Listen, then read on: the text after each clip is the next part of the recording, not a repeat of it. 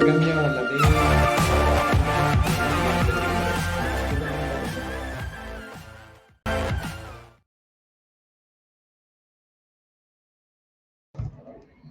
Buenas tardes, bienvenidos al seminario del día de hoy, en el cual vamos a abarcar lo que son los temas de ozonoterapia en lesiones de rodilla. Vamos a abarcar ciertas patologías, ciertas dosificaciones y obviamente los métodos de aplicación. De manera introductoria, chicos y chicas, la rodilla es una de las articulaciones más complejas que tenemos dentro del cuerpo humano. ¿Por qué? Porque tiene funciones tanto dinámicas como estáticas. Dinámicamente hablando, se trabajan lo que son dos articulaciones, la femorotibial y la femoropatelar, como un tope y como una movilidad para dicha rodilla. Trabajamos con ligamentos, ¿no? Como son los ligamentos laterales internos, laterales externos, los cruzados, incluso anterior y posterior, que sirven como tope biomecánico, vamos a llamarlo así, para estos movimientos funcionales de la rodilla, como es la flexoextensión, la rotación interna y la rotación externa. Ahora, muchas patologías que nosotros hemos llegado a ver en la clínica o en la consulta, si lo quieren llamar así, es principalmente el desgaste articular de rodilla, la gonartrosis. Un dolor como tal inespecífico en la rodilla, obviamente es lo que lo desencadena hacia un diagnóstico diferencial, ¿no? Gonartrosis, condromalacia, jofitis, por ejemplo, quistes de Baker, etcétera, etcétera, aunque ciertas patologías, bueno, presentan otro tipo de características. El ozono como tal, chicos, es una herramienta más que nosotros vamos a poder tener dentro de todo este compendio de herramientas que ustedes lleguen a manejar, como es la fisioterapia, como es la acupuntura, como es la quiropráctica. Es otra herramienta, como les había mencionado, para la disminución de dolor del paciente. ¿Por qué? El ozono tiene múltiples funciones, ¿ok? No vamos a abarcar lo que son las funciones sistémicas, ¿ok? A grandes rasgos les vamos a mencionar algunas, no de manera específica. Hablando sistemáticamente, bueno, tenemos interacción del ozono con lo que son las interleucinas, proteoglicanos, citoquinas y prostaglandinas. ¿Okay? Entonces, todos estos agentes son tanto antiinflamatorios como proinflamatorios. Nosotros sabemos perfectamente que dentro de las estructuras de la rodilla tenemos vasculares que vascularizadas. La estructura vascularizada pues van a ser el músculo, por ejemplo, una estructura vascular son los ligamentos, el tendón, el cartílago incluso, o sea, los meniscos son estructuras avasculares, por lo cual no vamos a tener un cuadro inflamatorio dentro de esa rodilla. Inmunológicamente hablando, se va a ver presentación de tumefacción, de aumento de la temperatura y de edema. Esta tumefacción se puede presentar debido a trastornos dentro de la propia, dentro del sistema inmunitario a nivel intraarticular. ¿Qué vamos a tener dentro del cartílago, dentro de todas estas estructuras avasculares? Una modificación o un redireccionamiento de las fibras de colágeno y las fibras de elastina que presentan ligamentos, tendones o el mismo menisco. Recordemos un poco las funciones de cada una de estas estructuras. Tenemos nosotros que los ligamentos sirven de soporte, tenemos que los tendones sirven para dar fuerza, mientras que el menisco sirve para brindar un tipo de amortiguador.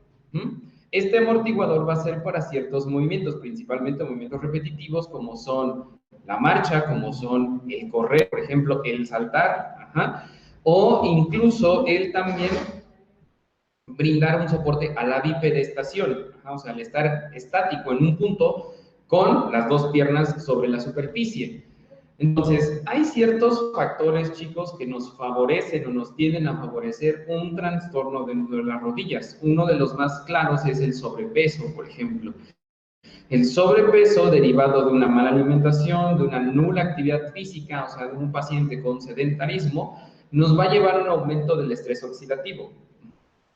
El estrés oxidativo, chicos, es este desgaste a nivel celular que se lleva a cabo por diferentes afecciones, se denominan radicales libres. Estos radicales libres te pueden propagar ya sea un grado oxidativo mínimo, un estrés oxidativo de grado 1 o un estrés oxidativo severo, como ya es una enfermedad metabólica. El ejemplo más claro sería la diabetes, la insuficiencia renal, Cushing, por ejemplo, por mencionar algunas enfermedades metabólicas que pueden llegar a afectar y comprometer incluso a la vida del paciente.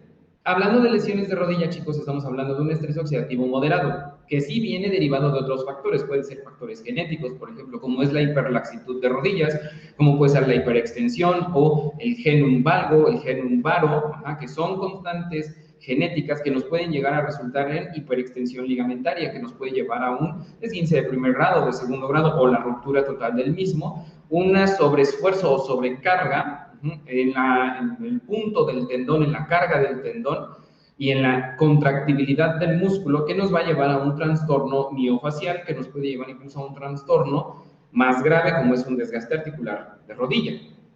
Teniendo en cuenta todo este parteaguas, chicos, o toda esta manera introductoria, vamos a llamarlo así, vamos a ver ciertas indicaciones, contraindicaciones, obviamente, el método principal de aplicación de la ozonoterapia, donde se encuentran los puntos más característicos de la infiltración de rodilla, como es intraarticular o la periarticular, o sea, a un lado o a los costados o alrededor, vamos a llamarlo así, de la rodilla, o directamente en la zona del espacio intermeniscal, donde se encuentran ligamentos cruzados, donde se encuentran la cara superior de los meniscos y los cuernos posteriores de los meniscos y cuerno anterior, o cuerpo del menisco, ¿no?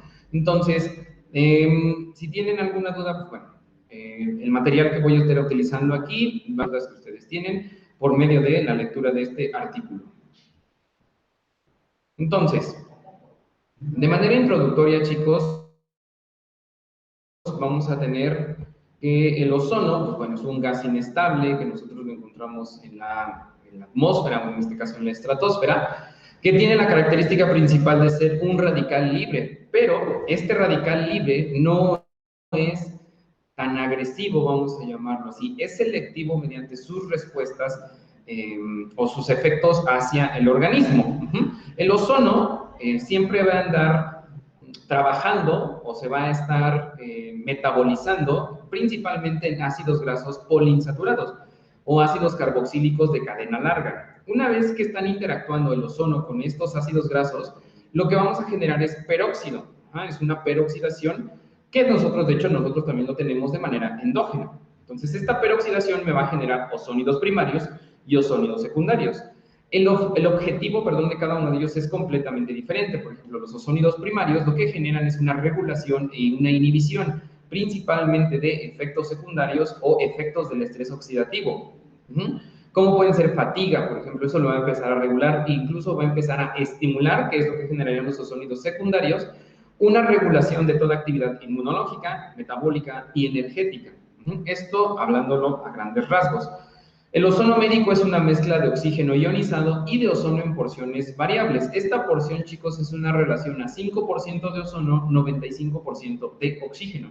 Eso es lo que ustedes tienen en la jeringa del volumen que ustedes quieran, de 3 mililitros, de 5 mililitros, de 10, de 20 o hasta de 60 mililitros.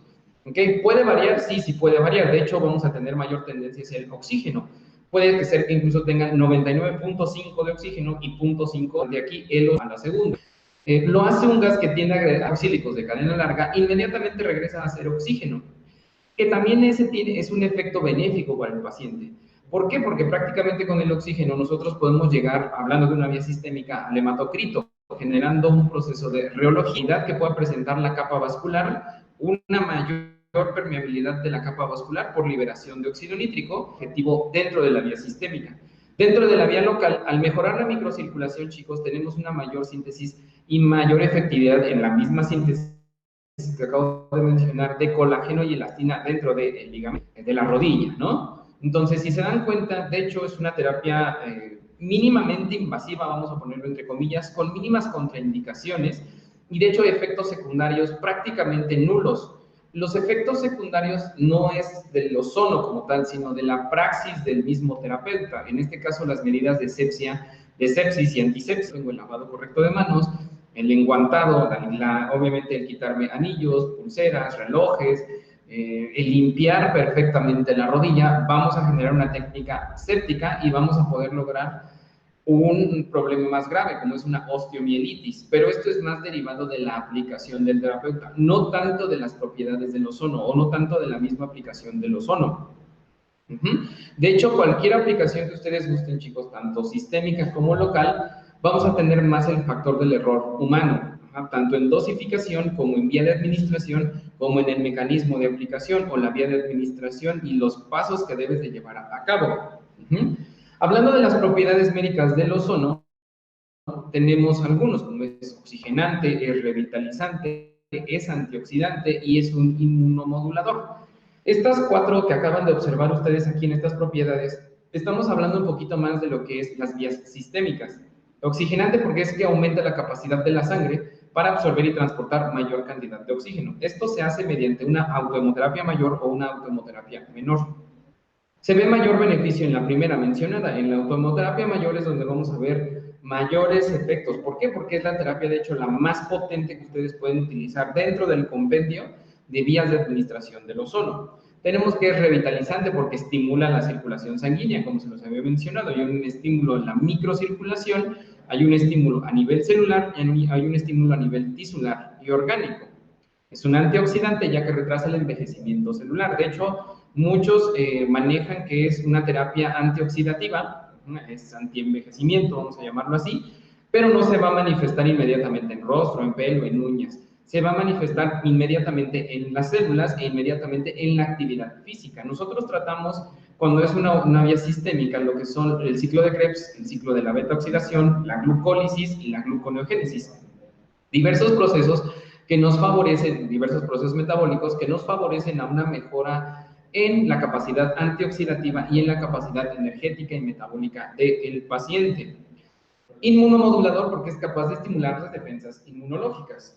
Hablando de esta última, sí tiene cierta relación obviamente con las lesiones de rodillas porque presenta la rodilla toda la sintomatología de un cuadro inflamatorio, dolor, tumefacción, aumento de la temperatura local, enrojecimiento y obviamente dolor y disminución de la capacidad funcional de esa rodilla en ese paciente, independientemente si es un paciente de 25 años o un paciente de 65 años. Obviamente por estructuras va a haber una modificación propia de la edad, pero estas modificaciones también nos pueden llevar a un pronóstico y a un cambio en los objetivos, ya sea particular, a corto, mediano y largo plazo, perdón, esta lista de objetivos dependiendo de estos factores. Ahora, si tenemos en cuenta todo esto, chicas y chicos, las indicaciones médicas, hablando solo de traumatología en este caso, de la ozonoterapia es en el dolor lumbar, ya sea un síndrome doloroso lumbar por factor mecánico o por un factor no mecánico, que hay que tener mucho cuidado en este último porque puede ser cualquier otra cosa. Vamos a exagerar un poco, puede ser hasta un osteosarcoma. La artrosis de rodilla, cadera y pequeñas articulaciones como la risartrosis, que se puede presentar interfalángicamente hablando. La artrosis de rodilla, aquí como lo había mencionado, que depende del grado de la artrosis de rodilla, obviamente, que va del grado 1 al grado 4, 3 y 4, donde ya hay presencia de osteofitos, destrucción o incluso una probable fusión ósea. Ya no tenemos absolutamente nada que hacer, depende también de la porosidad del hueso, obviamente. Si tenemos a un paciente con osteoporosis en un grado avanzado, un grado muy agresivo, no lo vamos a poder interactuar con él. ¿Por qué? Porque tenemos cierto riesgo, no por la infiltración, sino por la manipulación que generemos algún tipo de fractura. Dolor rotuliano, lesiones del cartílago articular y bursitis trocantérica, por mencionar algunos. Otros tipos de alteraciones que podemos tratar con la infiltración local va a ser la tendinopatía del hombro, el síndrome subacromial, una epicondilitis, una tendinopatía del tendón de Aquiles o una tendinopatía aquilea, artrosis de acromio clavicular, esguince de tobillo y lesiones musculares, por mencionar algunas de las alteraciones que podemos presentar dentro del compendio de tratamientos que podemos llevar a cabo con la ozonoterapia. Es un tratamiento, repito, muy seguro, chicos, y es de muy bajo costo. ¿Por qué menciono lo del costo? Hay muchos pacientes que desafortunadamente padecen de todas estas patologías o trastornos osteoarticulares, osteomiarticulares, y no tienen la capacidad económica suficiente para poder costear la infiltración. Entonces, el ozono, principalmente no tanto con la infiltración de ozonoterapia, chicos, sino la infiltración, por ejemplo, de ácido hialurónico, de algún relleno que le pueda ayudar hacia este cuadro inflamatorio o este cuadro de lesión que está presentando el paciente. Incluso la infiltración de algún esteroide, por ejemplo, ¿no? Para un desinflamatorio o un analgésico. Entonces, es muy caro para ellos y eso es lo que le genera una mayor ventaja también, económicamente hablando, hacia el paciente para la ozonoterapia. La vía de administración del ozono, principalmente hablando de la rodilla, es infiltración intra o periarticular.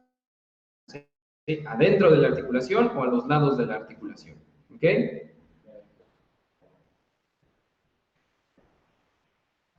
Teniendo en cuenta también todo esto, chicos, tenemos que hablar un poquito de la rodilla. Terminamos de hablar un poquito del ozono. En este caso, la rodilla es una articulación biaxial y condílea, o sea, es un cóndilo. Entonces presenta flexoextensión, formada a su vez por dos articulaciones, la articulación femoropatelar, que es un tipo tróclea, y una articulación femorotibial, que es la condílea como tal, con la interposición de los meniscos. La femorotibial, al ser condílea, chicos, es la que permite los movimientos de flexoextensión. Cuando ustedes vayan a valorar a un paciente, si quieren diferenciar dónde está la lesión, es la femorotibial al tener lesión en flexoextensión. Si la lesión fuera a rotaciones, sería por la porción troclear de la femoropatelar. E incluso hay un deslizamiento, obviamente, de la tibia a través del eje del fémur y genera también cuadros dolorosos, y también tenemos una probable lesión de meniscos. ¿Okay? Entonces tenemos estas dos articulaciones, tenemos estas características de estas articulaciones que son como las más importantes que se tienen que mencionar. Tenemos también un componente óseo, donde participa la extremidad distal del fémur, o sea, lo que está más lejano a la cadera, que se le denominan cóndilos femorales y escotadura intercondílea. La rótula con su cara posterior y la meseta tibial, donde se insertan los meniscos. La meseta tibial, imaginemos a un hueso en forma de T, en donde está el palito delante, o sea, la corona, vamos a llamarlo así, ahí es donde se alojan los meniscos. Los meniscos son dos, menisco medial y menisco lateral, que tienen una forma de círculo y una forma en C, respectivamente. Círculo interno, externo en forma de C. Dos meniscos, al revés, el externo en forma de círculo y el interno en forma de una semiluna o una forma de C. Estos son sus meniscos, ¿ok? ¿Cuál es el que tiene mayor incidencia de lesión? El externo, en el caso de los varones, el interno en el caso de las mujeres. ¿Por qué? Por el tipo de rodilla que también se puede llegar a presentar dentro de los pacientes. Si el externo es en forma de O, tenemos a un paciente con genum varo, que tiene este tipo de rodillas, por ponerlo de esta manera, vamos a tener lesión en la cara externa, o sea, en el menisco externo. En el caso del valgo, que tiene esta forma, vamos a llamarlo así, en la cadera, las rodillas y los tobillos, es más común en las mujeres, entonces vamos a tener una mayor incidencia de lesión del menisco interno en mujeres. Hablando del componente cápsulo-ligamentoso, la cápsula articular es laxa, que abarca globalmente ambas articulaciones, la femorotibial y la femoropatelar, y que confiere cierta estabilidad a la rodilla cuando está en extensión completa. Se relaja con la flexión de la rodilla. Y por otra parte, los ligamentos y alerones, que recordemos que un alerón es un estabilizador, vamos a ponerlo así, de la rótula. ¿Okay? ¿Qué ligamentos son los que tenemos, chicos? Bueno, nosotros tenemos 4 ligamentos que son los más importantes dentro de la rodilla, porque son, como los había mencionado hace rato, son estabilizadores de esta articulación. Tenemos ligamento lateral, lateral externo y lateral interno. También tenemos el ligamento lateral medial o lateral lateral o colateral lateral y colateral medial. Como le quieran llamar, es exactamente lo mismo. Ellos condicionan estabilidad en los planos laterales, limitan el movimiento de rotación externa de la rodilla. Cuando, por ejemplo, un basquetbolista, chicos, si llegamos a tener un basquetbolista que puso fijo el pie, rotó su pierna, o sea, tuvo una rotación externa de la rodilla, probablemente tenga distensión ligamentaria de ligamento lateral externo o ligamento lateral interno, lo más probable, los dos. ¿Okay? O lateral externo. Todo depende también de la valoración que ustedes realicen en el paciente, como son bostezos, como son cajones, como es Apley, como es McMurray, que son ciertas pruebas específicas que nos ayudan a poder valorar al paciente y lograr un diagnóstico más certero. Obviamente, si su paciente ya les llega con una hoja clínica, una hoja por parte del médico especialista, en este caso el trauma, el ortopedista o incluso el fisiatra, pues bueno, ya con un diagnóstico de esguince de rodilla, de ligamento lateral interno de grado 2, bueno, ya podemos empezar nuestro protocolo de infiltraciones con ozonoterapia o con plasma rico en plaquetas para poder empezar a mejorar la sintomatología del paciente y la funcionalidad de esa rodilla. Aparte de la infiltración, bueno, se puede acompañar de fisioterapia, obviamente, ¿no? De rehabilitación para una mejora del paciente de manera más generalizada y una pronta recuperación. Si nos metemos en el terreno del plasma, chicos, el plasma rico en plaquetas y el ozono no están peleados, pero no se pueden combinar en la misma sesión. O sea, yo al utilizar plasma rico en plaquetas es mensualmente y en esa misma sesión no voy a poder colocar el ozono. ¿Por qué? Porque yo voy a dejar que trabaje única y exclusivamente en plasma rico en plaquetas. El ozono lo podemos utilizar con sesiones de 3 veces a la semana, 2 veces a la semana, diario, incluso lo podemos utilizar hasta lograr las 20 sesiones. Ahora, en mi caso, yo por experiencia lo utilizo más 3 veces a la semana, esta infiltración.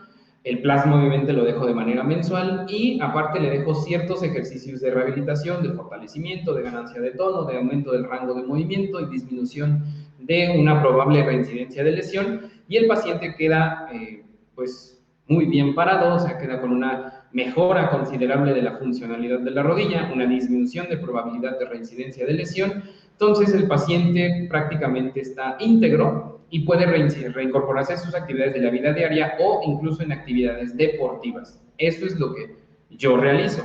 Si ustedes tienen otro protocolo completamente diferente, bueno, adelante, ¿no? En el caso del reposo relativo, del reposo absoluto, no lo recomiendo el último, el reposo absoluto. ¿Por qué? Porque tendemos a generar atrofia muscular, generamos atrofia ligamentaria de la cápsula, incluso cierta rigidez, y generamos obviamente rigidez articular, como lo acabo de mencionar, lo cual pues nos complica el tiempo de tratamiento dentro del paciente. Otros ligamentos, que de hecho son uno de los más importantes, sino los más importantes de los 4 componentes ligamentarios que tenemos en la rodilla, son los cruzados. El cruzado anterior y el cruzado posterior, más o menos tienen esta forma. Se insertan en la porción anterior, hablando del ligamento cruzado anterior, de la meseta tibial, por delante de las espinas tibiales y se dirigen hacia atrás, hacia afuera, hasta la cara axial del cóndilo femoral externo. Él favorece mucho a la extensión de rodilla, a la flexión de rodilla, mientras que el ligamento cruzado posterior se inserta en la porción posterior de la meseta tibial, por detrás de las espinas tibiales y se dirige hacia adelante y hacia adentro hasta el cóndilo femoral interno. Hace rato les había mencionado no solo el genum valgum y el genum varum, sino también la hiperextensión de rodilla. La hiperextensión de rodilla, chicos, es por una distensión ligamentaria e incluso una hiperlaxitud que se puede presentar en los pacientes de manera genética, de manera hereditaria, que sí tienden a generar ciertos trastornos a nivel cápsula articular, articulación y conjunto ligamentario. ¿Por qué? Porque al tener un rango de movimiento muchísimo mayor a la expectativa, vamos a llamarlo así, nos puede generar un conjunto de lesiones a nivel cápsula, ligamentos, músculos, tendones o la misma articulación. Por ejemplo, la ceja acetabular dentro de la coxofemoral, o sea, de la cadera, al tener una hiperlaxitud, por lo general, al generar un split o un squat, o sea, una separación de las piernas, ya sea lateral o transversalmente, podemos llegar a tener una lesión ligamentaria considerable, teniendo en cuenta que este paciente tiene hiperlaxitud ligamentaria. ¿Ok? Lo mismo va a pasar con esta hiperextensión de rodilla, o sea, los ligamentos, perdón, en este caso, todo el tiempo están tensos, chicos, pero esta sobreextensión o sobretensión o sobreesfuerzo que está llevando a cabo los ligamentos no es normal. Entonces nos puede llevar a una lesión considerable si tenemos el mecanismo de lesión necesario, como es rotación interna forzada, rotación externa forzada, una hiperextensión más allá del arco de movimiento anatómico o fisiológico, más bien en este caso, junto con un trauma directo a la rodilla. Eso sí nos puede llevar a un trastorno grave, como es una lesión de los ligamentos cruzados, como es una lesión incluso intermeniscal. Lo que estamos teniendo aquí es una resonancia magnética en un corte sagital de la rodilla, chicos, donde tenemos ciertas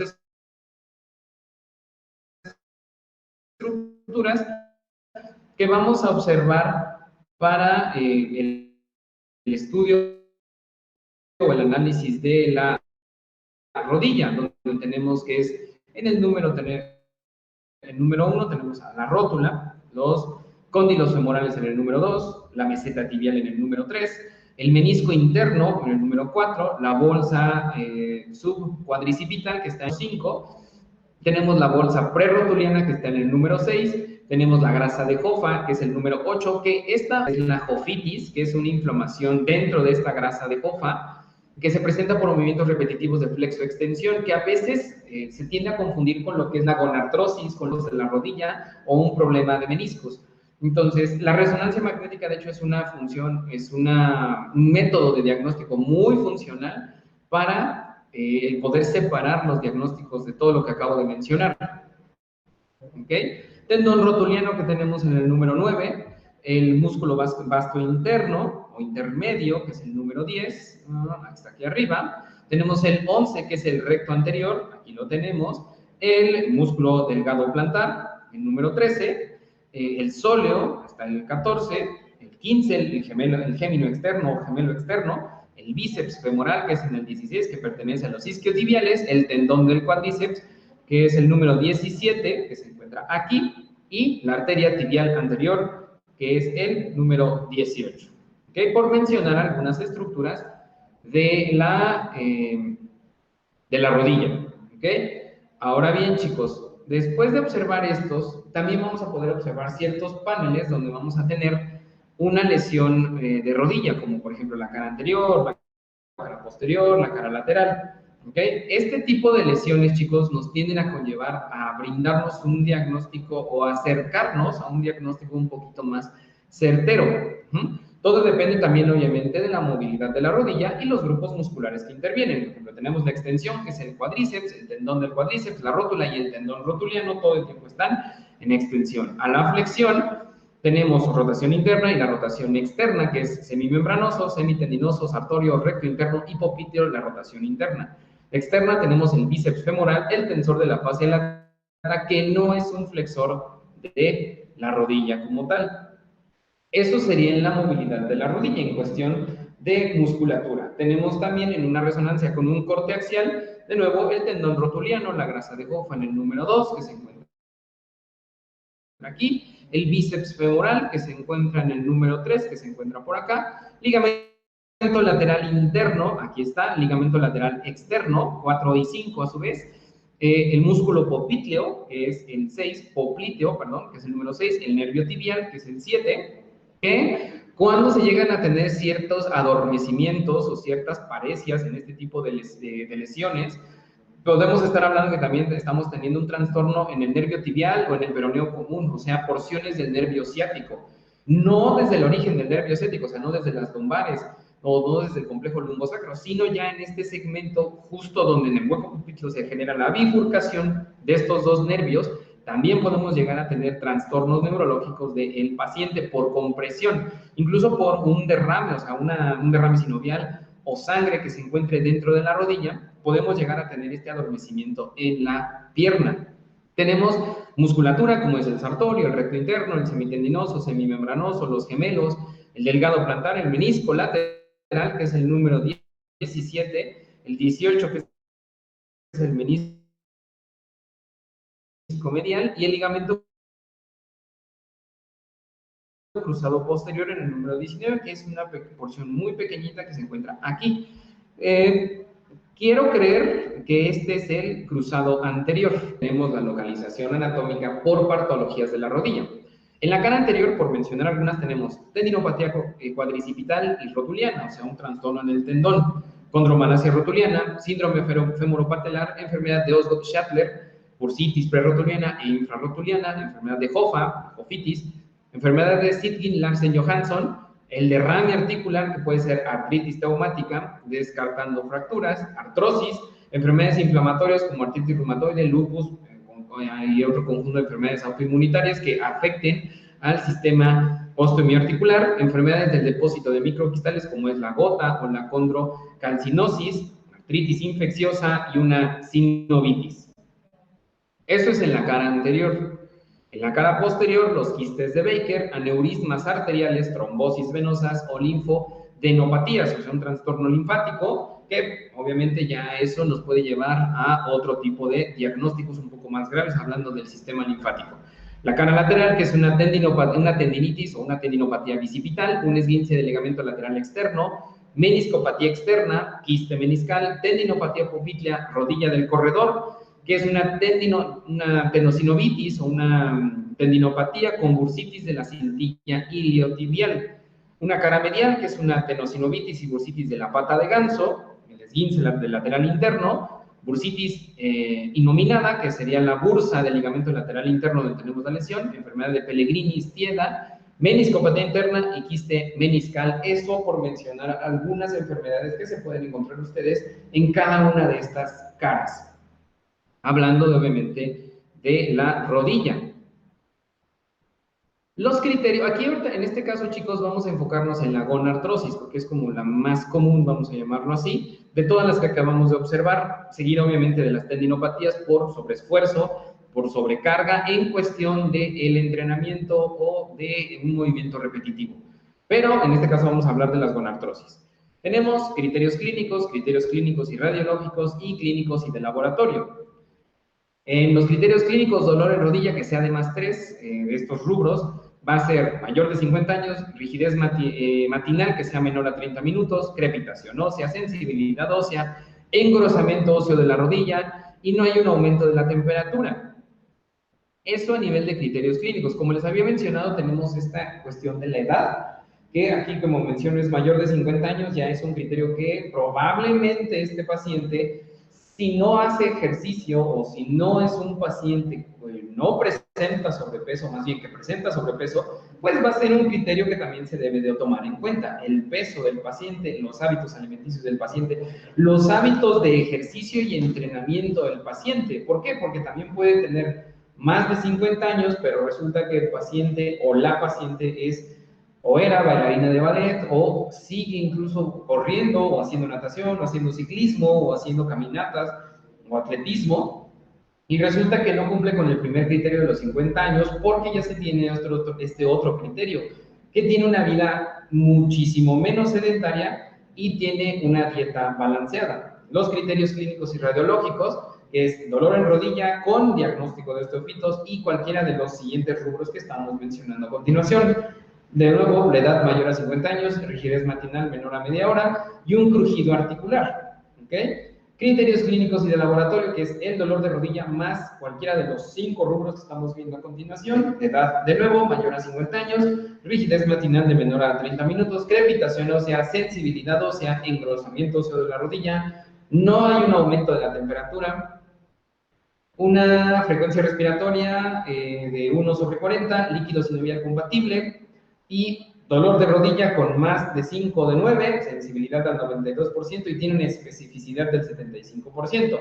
Hablando de los criterios clínicos y radiológicos, el dolor en rodilla más osteofitos en rayos X y que presente uno de los 3 parámetros, la sensibilidad es del 91% y la especificidad del 86%.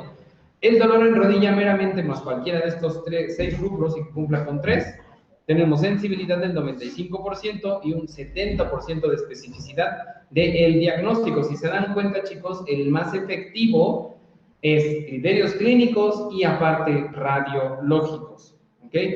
Entonces, no quiere decir que descartemos, por ejemplo, si tenemos un derrame articular y tenemos un signo del peloteo, o sea, tenemos una rodilla muy inflamada en la cara superior de la rótula o de la patela, no podemos descartar que se genere una punción, o sea, que generemos una punción dentro de la rodilla, saquemos líquido sinovial y lo mandemos a estudios de laboratorio para poder descartar una osteomielitis o poder descartar incluso que haya un sangrado activo dentro de la rodilla y el por qué lleva este sangrado. ¿Okay? Entonces, cualquiera de los 3 criterios que acaban de observar, chicos, son importantes, se deben de llevar a cabo, ya sea el médico especialista, en el caso de los fisioterapeutas, en el criterio de diagnóstico clínico por medio de pruebas específicas, por medio de observación, palpación y por medio de, obviamente, del criterio radiológico. ¿Okay? Todo esto, chicos, nos lleva a la técnica de infiltración, en este caso de la ozonoterapia. La infiltración de la rodilla es una técnica sumamente sencilla, de fácil aplicación en anteroposterior y suficientemente segura si se siguen las recomendaciones adecuadas, justo lo que les acabo de mencionar hace rato. Tengan mucho cuidado con la cuestión de la limpieza, con la cuestión de la zona donde lo van a utilizar, dónde lo van a aplicar. Si es necesario el uso de campos, adelante, utilícenlos. La precisión de la inyección intraarticular de la rodilla puede mejorar mediante el uso de la ecografía. De hecho, sí hay ciertos estudios donde se refleja una considerable efectividad en el uso de la imagen ultrasonográfica o la imagen ecográfica guiada para que se pueda utilizar la punción directamente a donde se encuentra la lesión. Lo mismo pasaría con la extracción de líquido sinovial o de sangre, incluso mediante el uso de ecografía se retira perfectamente y no hay mayor complicación. ¿Por qué? Si no tenemos la ecografía, chicos, tenemos que guiarnos un poquito más en base a la radiología, donde se tenga mayor espacio, si lo queremos llamar así, o menor incidencia de dolor en el paciente. Al final de cuentas, tenemos que cumplir con este principio básico, ¿no? En la menor cantidad de dolor posible aplicada al paciente. Entonces, si no tenemos una guía ecográfica, nos tenemos que basar en la radiografía para poder determinar qué punto es más viable para la infiltración. Se aconseja a los profesionales practicar permanentemente y mejorar su técnica utilizando la vía de abordaje que les sea más sencilla y con la que estén más familiarizados. Tenemos vías periarticulares, como les había dicho, intraarticulares, abordajes anteriores, abordajes laterales, abordajes superiores, abordajes inferiores. Ahora, ¿cuáles son los más viables? Bueno, tenemos la vía suprarrotuliana, la aguja se inserta en la bolsa subcuadricipital, bolsa serosa que comunica directamente con la articulación, eso es lateral. La más utilizada, llámese lateral o medial, cualquiera de las dos, aunque la que tiene mayor incidencia de uso es la cara lateral. Vía infrarrotuliana lateral es medio lateral o superolateral, la infrarrotuliana medial, medio o superomedial. Y tenemos por último la vía anterior, lateral o medial, que es la menos utilizada. Curiosamente, chicos, al menos en ozonoterapia se utiliza más la vía anterior. ¿Por qué es la menos utilizada según la bibliografía en la que me basé? Porque tenemos el riesgo de poder lesionar cruzados o poder disminuir el campo de efectividad de la infiltración. No quiere decir que sea menos efectiva que las demás, simple y sencillamente es un poco más complicada, más compleja. Tenemos una imagen, chicos, ahí es donde se encuentran todas las vías de administración. Si se dan cuenta, el que más se repite es el 2, el 3 y el 1. ¿Por qué? Porque el 1 es la vía suprarrotuliana, la medio rotuliana que sería la 2 y la 3 que sería infrarrotuliana. ¿Ok? Entonces, si se dan cuenta, se encuentra alrededor de la rodilla. La 4 que están viendo ustedes en la imagen del lado derecho es la anterior, el abordaje anterior, llámese lateral o llámese de manera medial. En el número 3 tenemos infrarrotuliana lateral o medial, en el número 2 tenemos medial o porción media de la rótula, lateral o medial, y en el número 1 tenemos suprarrotuliana lateral o medial. Cualquiera de estos métodos de abordaje son accesibles, son viables, son de muy buen pronóstico para el paciente, aunque a mí en la clínica, en la consulta, en la práctica, me ha funcionado más el abordaje anterior, el número 4, llámese en cara medial o cara lateral. Es donde yo más he observado por práctica mejora en la sintomatología del paciente. ¿Okay? ¿Qué materiales nosotros utilizamos para la infiltración? Gasas estériles, un par de guantes estériles, aguja de 27G por 1,5. En otras bibliografías, cuando se utilizan corticosteroides, esteroides, analgésicos, se utiliza aguja hipodérmica, la que ya traen la jeringa de 3, la jeringa de 5, la jeringa de 10. ¿Ok? Entonces, esta aguja es menos traumática, es menos dolorosa, aunque es un poco más complejo por el volumen de la jeringa, porque es de 5 a 10 mililitros, o sea, puede haber 5, puede haber 10 o puede haber 20 mililitros, que genere un poco de dolor al momento de ingresar el medicamento o el producto, en este caso, que sería la ozonoterapia. ¿Qué concentraciones tenemos? 5, 10 y 20 microgramos por mililitro. A mí me ha funcionado desde un inicio 21 microgramos por mililitro desde la primera dosis. ¿Por qué? Porque generamos mayor aceleración en los procesos de reparación y en los factores de crecimiento del paciente en cuestión del cartílago de la rodilla. A nivel ligamentario y a nivel periarticular me funcionan más dosis de 5 a 10 microgramos. ¿Y cuántos son los mililitros que meto? Los 20 mililitros. Recuerden, es una articulación muy grande. Sí les permite la entrada de 20 mililitros, siempre y cuando no le generen una presión negativa al paciente. ¿Esto cómo se puede derivar o cómo se puede valorar? Si mi paciente tiene un derrame de líquido sinovial, tiene un derrame o un hematoma intraarticular, pues obviamente ya trae una presión. Lo que se debe de hacer en ese paciente es eliminar la fuente de presión y generar la entrada del ozono. Es un menor volumen que se puede llegar a ser más viable para el paciente, ¿ok? Y es menos doloroso. De hecho, lo que le va a quitar el dolor va a ser la eliminación de líquido sinovial. Por último, chicos, los efectos de la infiltración es inactivación o inhibición de la liberación de enzimas proteolíticas y especies reactivas de oxígeno. Estimulación de la producción de condrocitos y fibroblastos. Estos dos últimos son para cicatrización, con incremento y aceleración de la síntesis de la matriz. Hablando del cartílago articular, recordemos que el cartílago articular, al menos en el menisco, es de tipo 4. Tenemos hasta 10 tipos de cartílago, o bueno, 10 tipos de colágeno. Aquí es el número del tipo 4. Entonces, esta síntesis de la matriz es de reparación del cartílago y favorece la segregación del colágeno y la elastina, ya sea en un ligamento o en un menisco. Inducción de la síntesis de enzimas antioxidantes, probable inhibición de la bradicinina y prostaglandinas inflamatorias. Estas dos estructuras son precursores de la inflamación y modulación del sistema inmunológico intraarticular, o sea, disminución de la temperatura local, disminución del edema, disminución de la coloración rojiza dentro del paciente y obviamente disminución del dolor considerable. El manejo del dolor, chicos, pues obviamente tiene muy buenos beneficios, tiene muy buenas aplicaciones y por todo lo que les acabo de mencionar, si se dan cuenta, es muy accesible para el paciente y ustedes, obviamente, que una vez aprendido esto, sea más una herramienta más para ustedes. ¿Ok? Sería todo por ahora, chicos, hablando de la infiltración de rodilla, por mencionar algunas patologías, como mencionaba hace rato.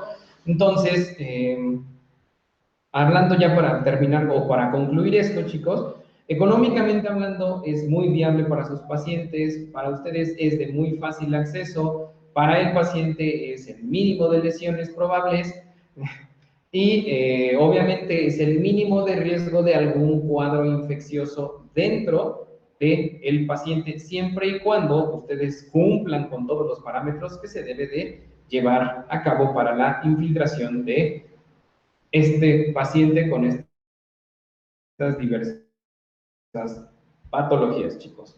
Sería todo entonces para este seminario. Espero les haya agradado, espero les haya llamado la atención este tipo de intervenciones que pueden llegar a llevar a cabo ustedes.